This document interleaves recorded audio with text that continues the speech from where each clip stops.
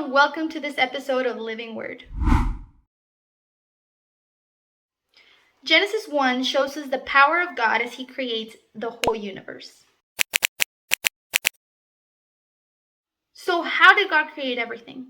Well, there's a phrase in Latin that explains this, and that phrase is ex nihilo, which translated means out of nothing, and that's exactly how God created everything.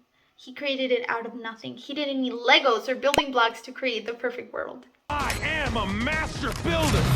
Something God did use was His voice. Is that my voice? Is that my voice? In Genesis 1 alone, the phrase God said is used a total of 9 times, showing us the power there is in the word God speaks.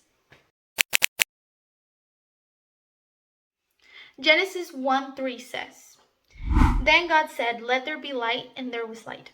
So this light wasn't the sun or the moon because God still had not created that. So the question is, what was this light? The answer to this can be found in John 1:3-4 that says, "God created everything through Him, and nothing was created except through Him. The Word gave life to everything that was created, and His life brought light to everyone." What this means is that the life of God, of Jesus, was illuminating the creation at the beginning. More proof of this is in Revelations 21:23 that says, "The city has no need of sun or moon, for the glory of God illuminates the city, and the Lamb is its light." This Lamb is Christ, the one that illuminated the creation at the beginning, will also give its light in eternity. Every time that God creates something, we see that He says that it is good. This tells us that the original designs of God's creation is good and perfect. Sin and evil corrupted God's perfect creation.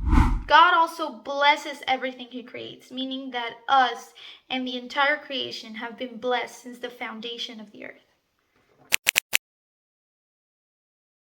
Human beings are the only thing created made in His image. We are a link between the divine and the creation.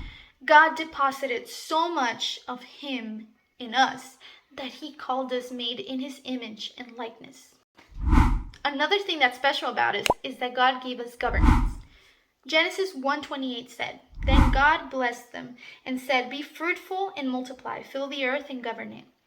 Reign over the fish in the sea, the birds in the sky, and all the animals that scurry along the ground.'" So we are basically representatives of God on earth. God's rest doesn't mean that He was tired or fatigued from creating everything. It also doesn't mean that He went to take a nap because He was exhausted. I'm tired now.